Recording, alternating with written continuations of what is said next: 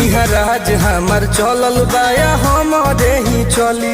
ढेर अइले गइले गुंडा माफिया कतने बाहुबली, केहू के बस के चीज नइखे।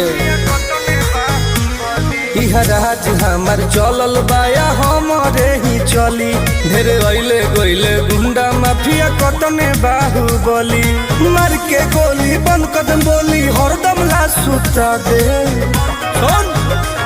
माहौल जवन बदली ओहके दुनिया से उठा दे। माहौल जवन बदली ओहके दुनिया से उठा दे।